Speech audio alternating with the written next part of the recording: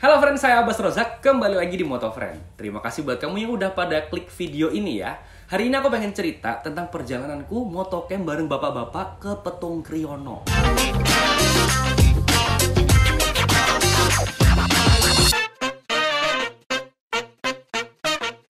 Jadi ceritanya, saya diajak sama kakak saya, Mas Taufik dan Mas Jamil untuk ikutan motocamp. Karena saya pernah ikut sebelumnya, akhirnya ikut lagi nih. Kali ini episode Petung Kriono. Petung Kriono ini adalah daerah di Pekalongan ya.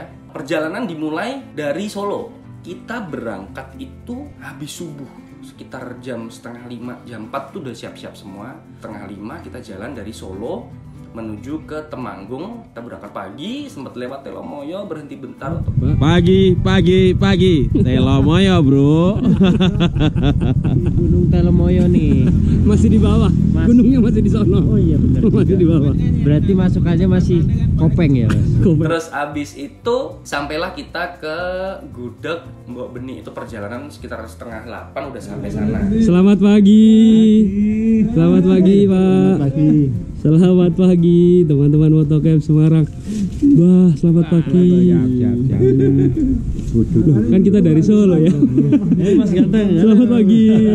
Selamat pagi Pak.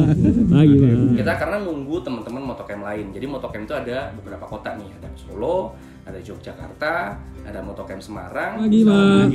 Kumpul di sana. Selamat pagi. Iya, pokoknya aku tidak gue dan lebu YouTube. Dari thank you ya. Oh ya siap, thank you. Sama-sama. Kita akan unboxing Solo Raya. Jadi anti ini anti segalanya. Artinya apa? Artinya apa Pak? Roaming artinya apa Pak? Baca basmalah sebelum ngopi. Terus ada briefing sebentar. Di situ Pak Robi menjelaskan rute perjalanan. Hari pertama itu totalnya ada 188 km. Nah, sebenarnya kan kita tuh dari Gudeg Mbok Beni di daerah Temanggung menuju ke Karangsriti. Dari situ ke Karangsriti itu sebenarnya bisa ditempuh 3 jam. Cuman kalau ikut rute itu bisa lebih dari 3 jam. Aku aja waktu itu berangkat jam 9 sampai Karangsriti itu hampir sampainya itu jam 9 atau 10 malam. Pak Robi sempat bilang juga, rute yang kita buat ini sudah pasti seru, pemandangannya bagus dan menyenangkan. Tapi kalau mau ambil jalur yang biasa ya monggo, tapi pasti kurang seru gitu. Akhirnya berangkatlah kita. Saya barengan sama teman-teman Solo berlima itu mulai jalan.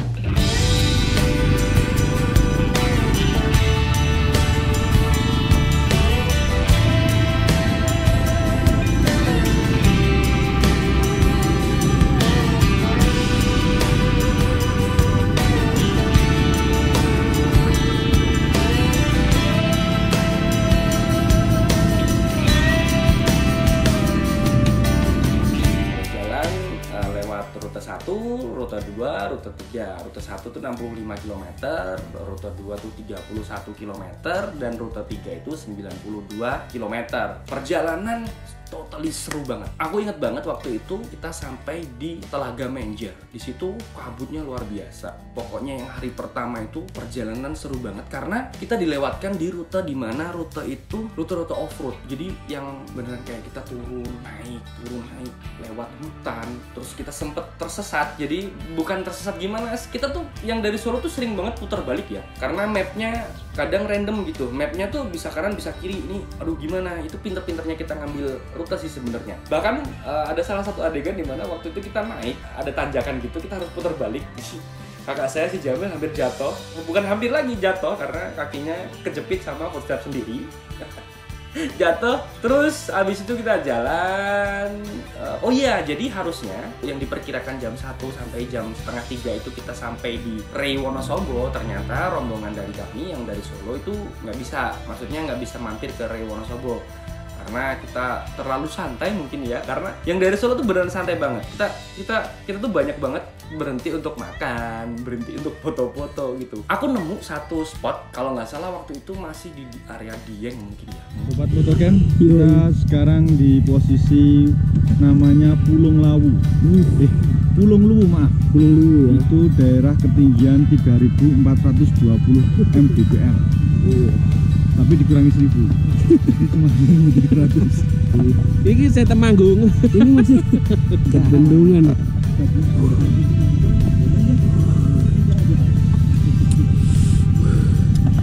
Apa ya?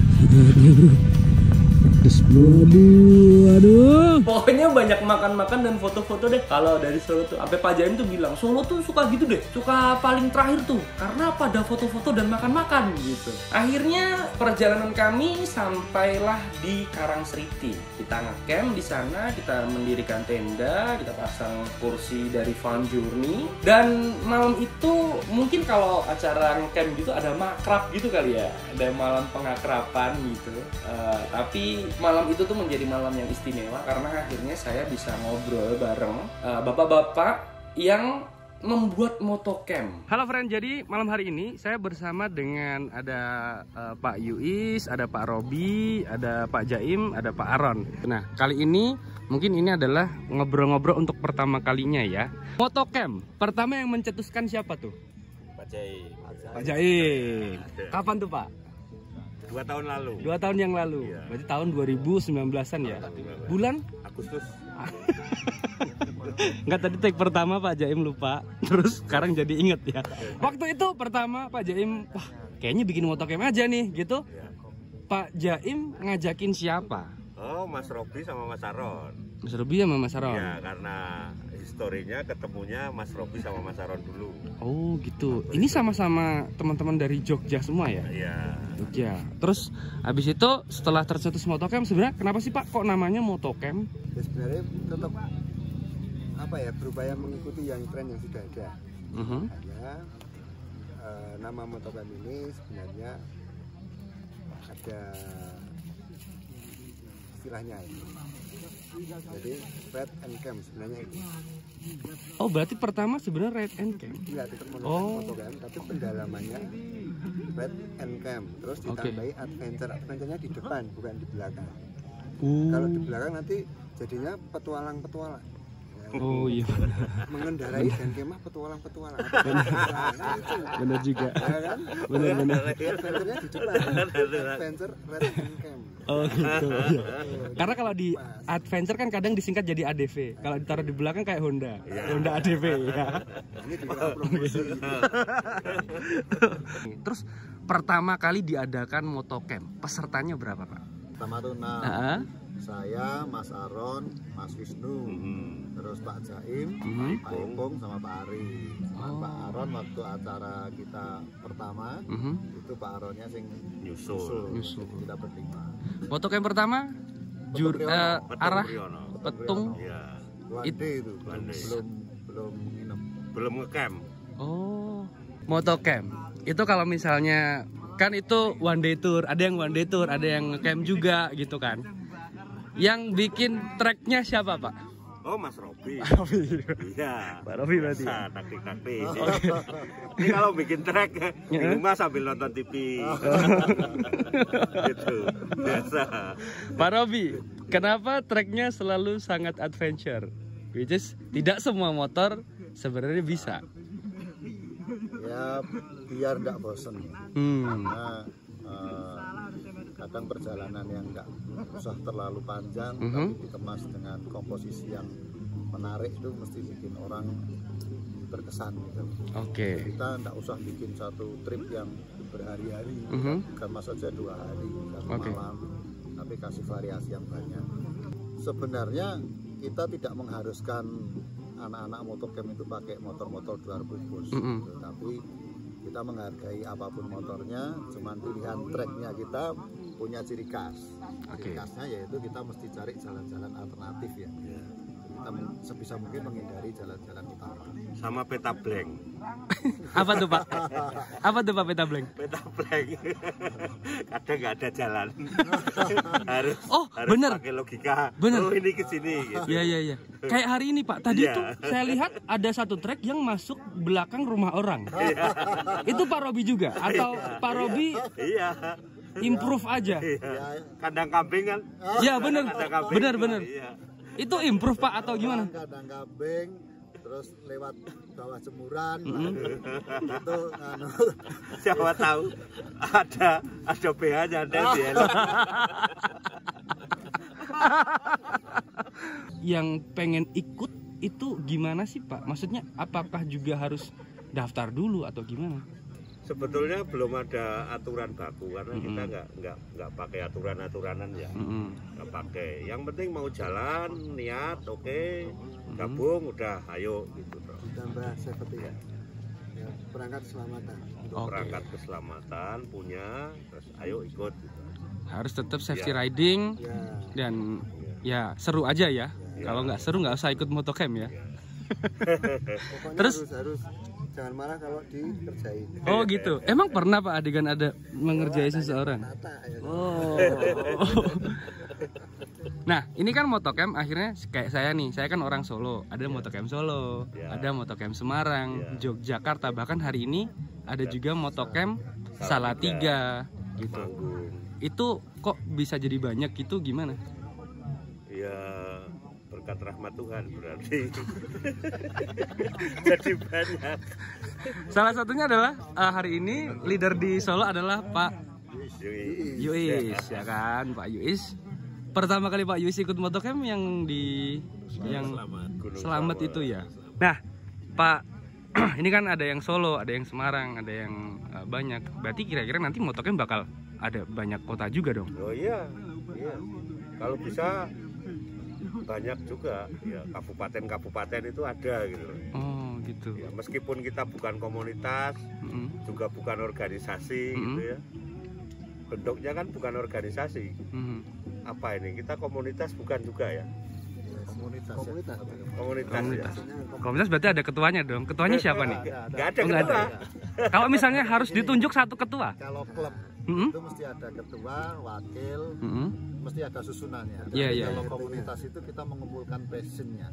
Oke. Jadi apa ya, kesenangan yang sama, hasrat yang sama dalam bermain motor ya, dengan ciri khasnya kita, dengan trek-trek alternatif dan sebagainya, motoran, ngecamp, belasaan, terus liburan. Ya itu ciri khasnya kita. Yang menjadi garis merahnya kita minat pada aktivitas ini, bukan jenis motornya loh ya, bukan seragamnya ya Pak, atau bukan apa, bukan, tapi minatnya.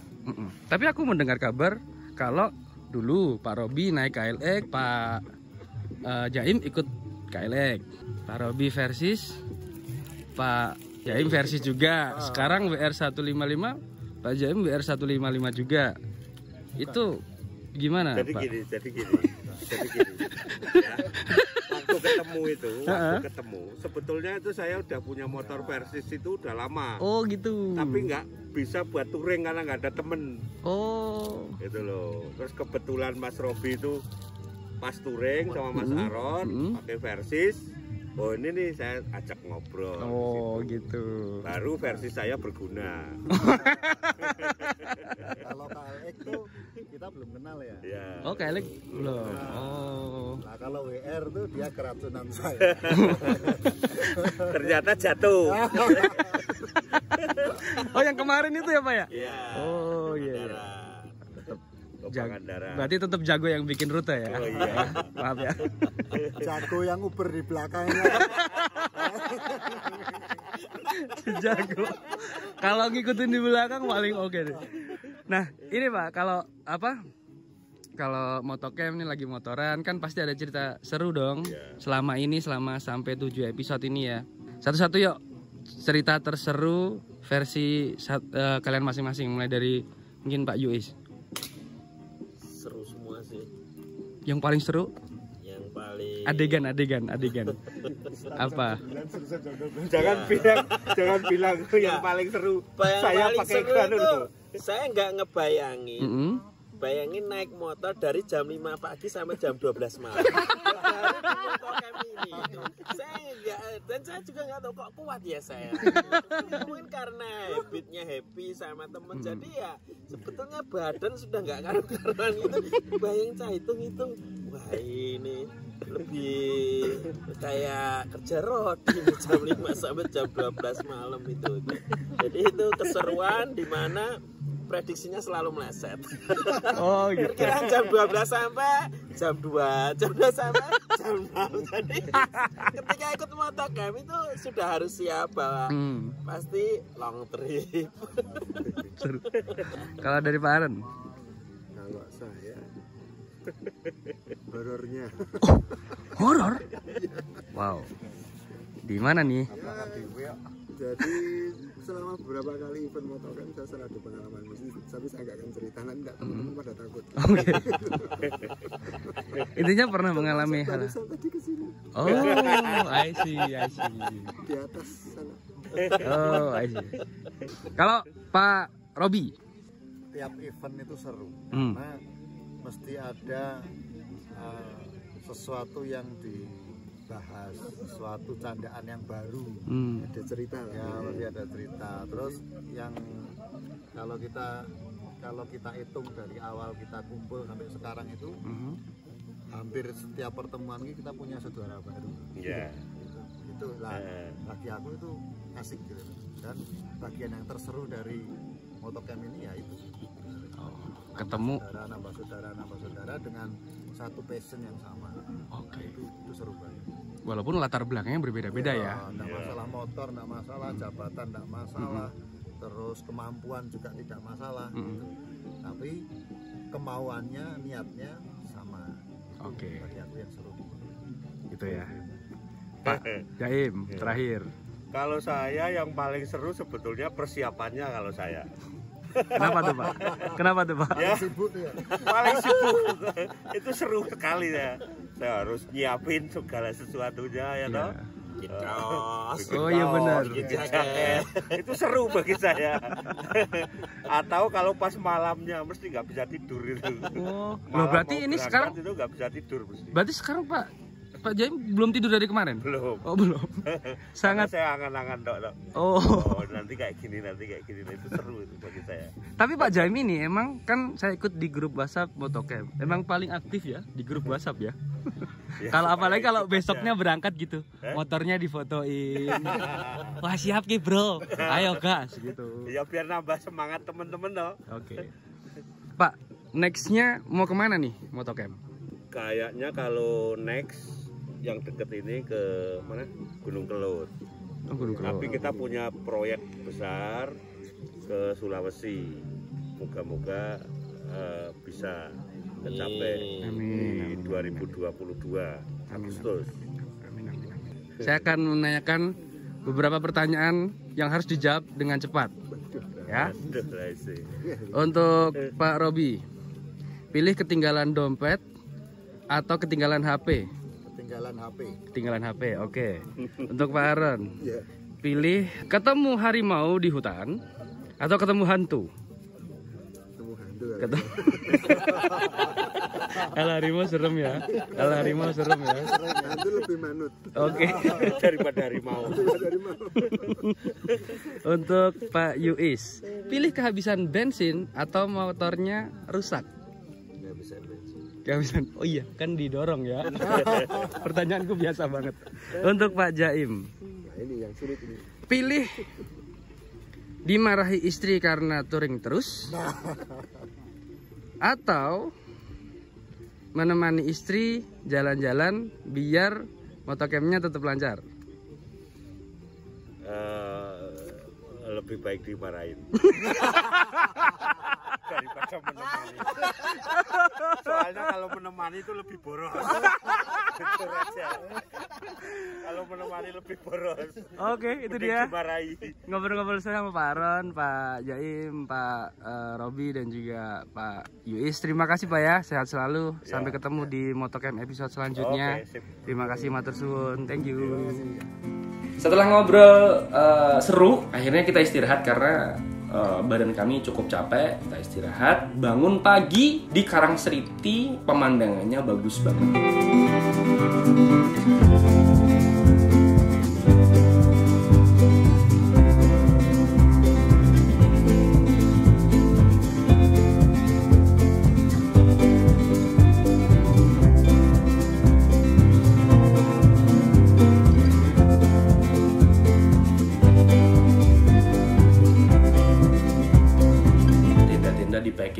bawa ke motor lagi, terus kita juga sempat foto-foto, kita jajar tuh 34 motor, 34 peserta, kita jajar semua, terus kita foto bareng ya seperti biasa, kita tos bareng walaupun tosnya tidak kompak ya.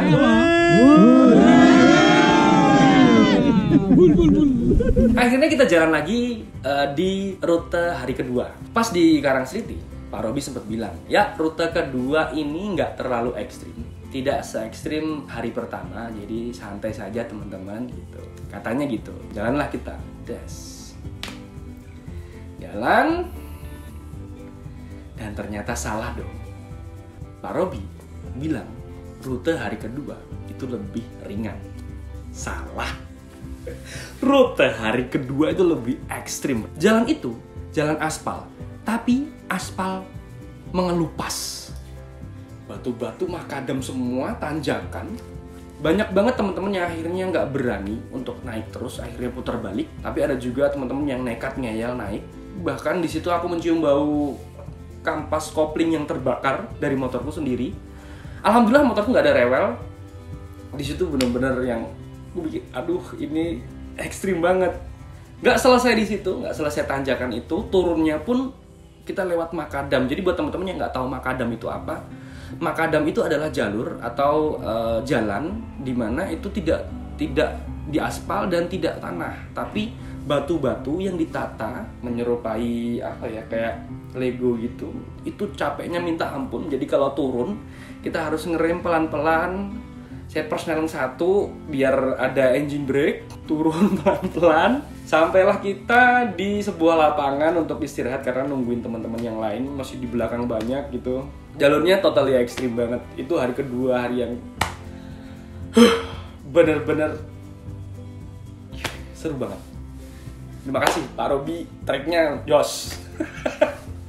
Terus kita pulang lewat Wonosobo dan akhirnya kita berpisah. Dari Wonosobo tuh pisah-pisah, jadi ada yang teman-teman Semarang pulang, teman-teman Jogja pulang, teman-teman Salatiga pulang, Magelang pulang, gak sendiri, jalan hujan deras, tapi totally seru banget. 2 hari perjalanan ke Petung Riono itu seru banget. Terima kasih Motocamp Solo, matur suwun. Terima kasih Motocamp Jogja, Motocamp Semarang, juga Motocamp Salatiga. Saya mengucapkan terima kasih juga buat kakak-kakak saya karena mereka yang ngajakin saya traktir bensin, Mas Taufik dan Mas Jamil. Terus terima kasih juga buat Pak Robi, Pak Yuis, Pak Jaim, Pak Aran, terima kasih.